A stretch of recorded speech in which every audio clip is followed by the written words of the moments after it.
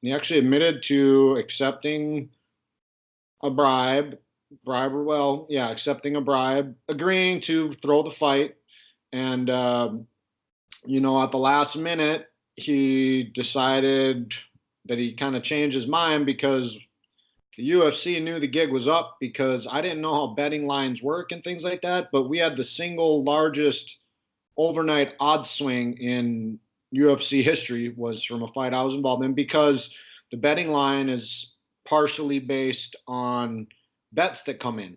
And the night before our fight, $1 million came in on me to win. A little more than a million US came in on me to win.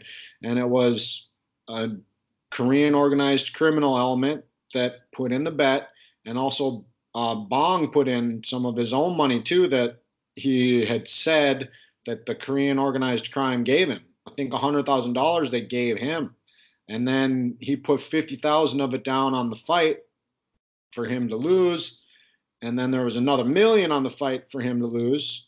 And the UFC knew the gig was up. They came and talked to me as I'm getting my hands taped before the fight.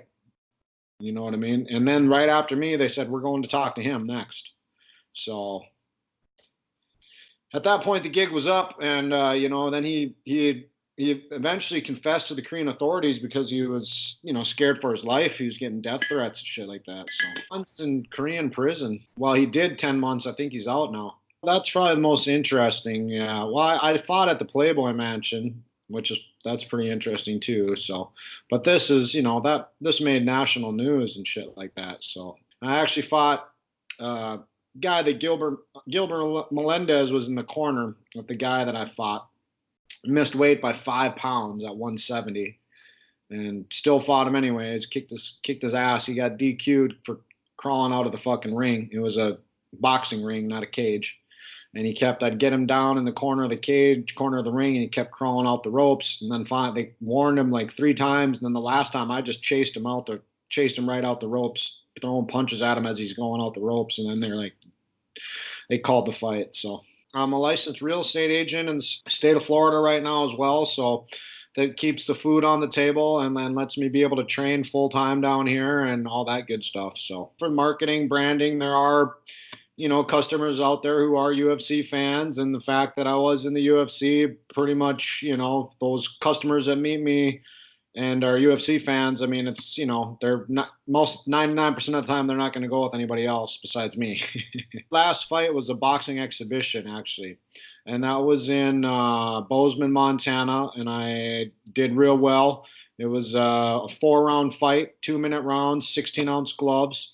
And I ended up knocking my opponent down once in the second round, once in the third round, and then his corner threw the towel in before he can answer the bell for the fourth. So half German, half Korean is my ethnicity. So, yep. I come from a predominantly German community in North Dakota. My cousin's also Asian, but she's Filipino. And we're related through our dad's side, the German side, but we were like the only Asians growing up in the school, so it's a predominantly white you know, suburban, rural area.